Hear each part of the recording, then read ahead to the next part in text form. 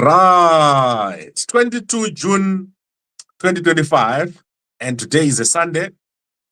So today I'm going to be very quick because we've been publishing so many times. So I don't want to take too long. I want to keep this short. Let's quickly go into Nelson Chamisa. So Nelson Chamisa has confirmed the formation of a new political party, and this new political party is going to be launched in August. So if you go to today's newspapers, we're going to start with the Standard newspaper.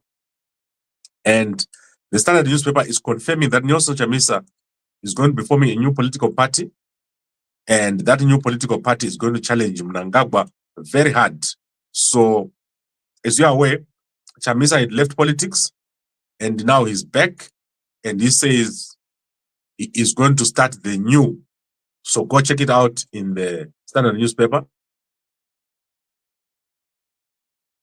Obviously, I've got sources, and my sources say that party is going to be launched in August, and it's going to have the same constitution as the DA. So the DA of South Africa, whereby there is a federal chair and then the political structure or a party leader. So no one is going to be guaranteed a position. Everyone is going to be elected. So there is no person that is going to be appointed by Chamisa. Everyone is going to be elected. Very interesting. And then let's go to Zambia. So what has happened is that overnight, the jet has turned back.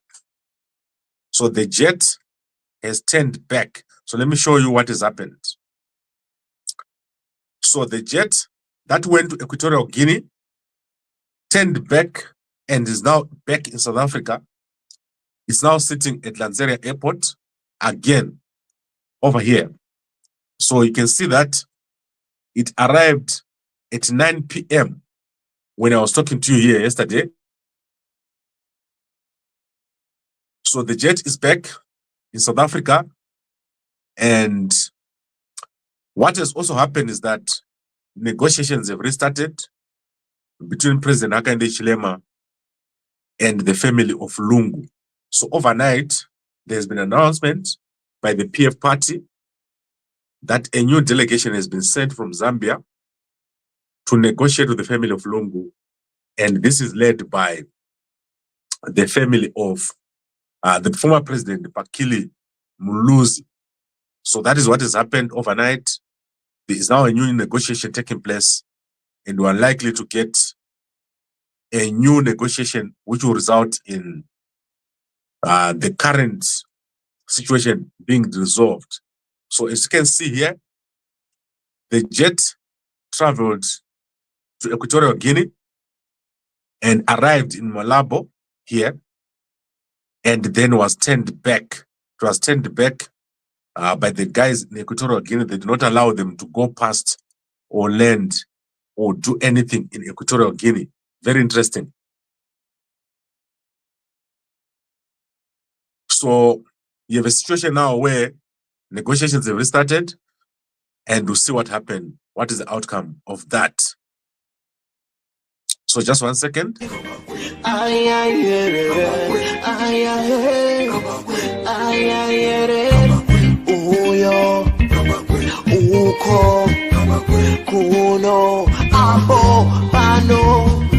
Mama wanna get it, mama wanna get it nice. I know food I me so, I know food I tebe, I know kaya marigi.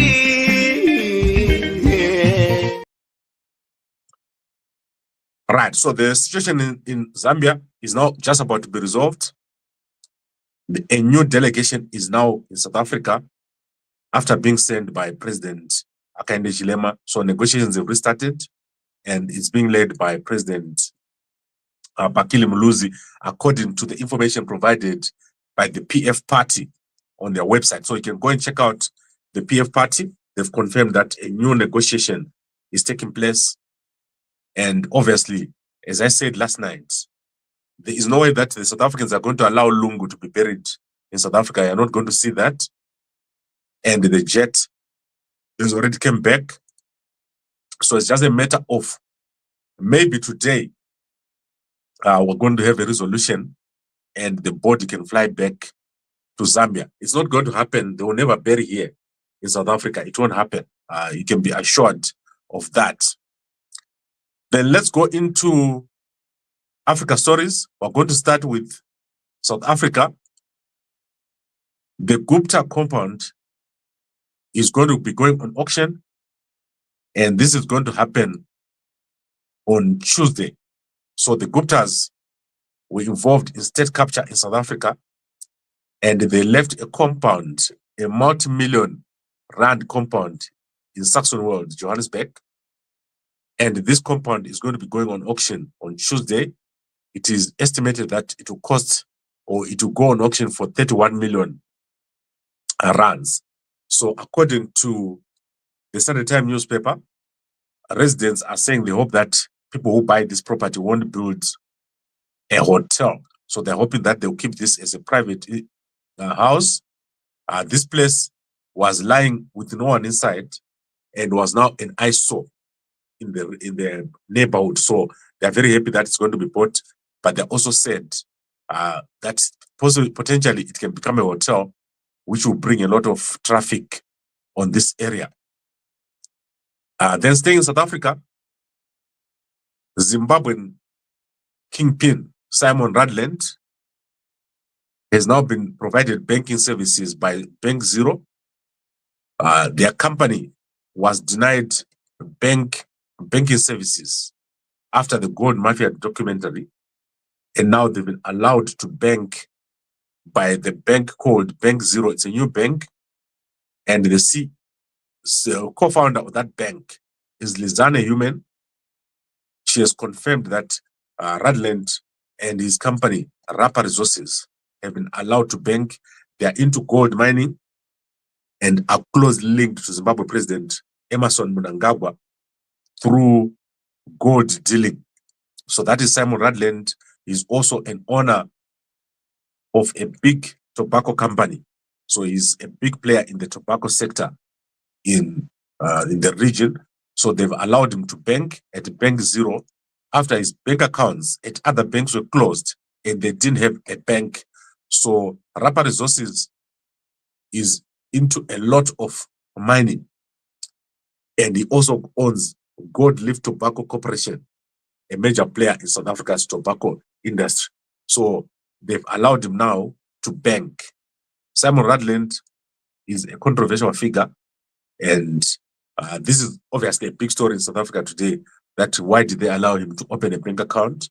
But Lizane Human has said the bank has checked and is not linked to anything. So he is clean. Right. I'm going to end with the story of Botswana. So in Botswana, the ZCC church is going through a massive conflict, and the president of the church, or the leader of the church, Dr. Joseph Angenes Lehanyane, has been to see President Dumaboko twice, and he's also seen the Minister of Home Affairs of Botswana. He's also met the warring factions in Botswana. So there are two parts or two factions in Botswana. That is the faction that is originally from 1974, sorry, and another faction that is linked to the South Africans, which is in control. So the courts are about to rule. However, President Dumaboko has asked Dr. Engnas to intervene. However, he's not interested in intervening, as he's saying that these are administrative issues and not spiritual issues. So he has refused to intervene, and therefore the courts will make a ruling. Right. There's also the story of Nomuhle Kabane, where she is just about to be fired as Minister of Higher Education in South Africa for corruption in the CETAs, because she has refused to intervene after corruption was highlighted by whistleblowers. So higher education in South Africa is losing over 20 billion in the CETAs due to corruption. So we'll see this week. This is going to be a big story. No weekend Kabane. So I'm going to be back later on, let's say in the next 2 hours, as I give you an update, because obviously the situation in Zambia needs a better attention. I'm going to have to give it a better attention, given that the jet is back and likely the body of Lungu is going to fly back to Zambia today. The negotiations have reopened. A delegation was already landed here in South Africa from Zambia. And the president, Bakili Muluzi, is currently mediating. So we should be seeing that body going. And remember, when the body leaves, there will be honors by the South African military. So it won't be a sudden thing. You're going to see the South African military giving the honors. But as we speak right now, the jet has returned back from Equatorial Guinea. They didn't go to Aruba. So they can turn back, and therefore getting ready to send back the body to Zambia.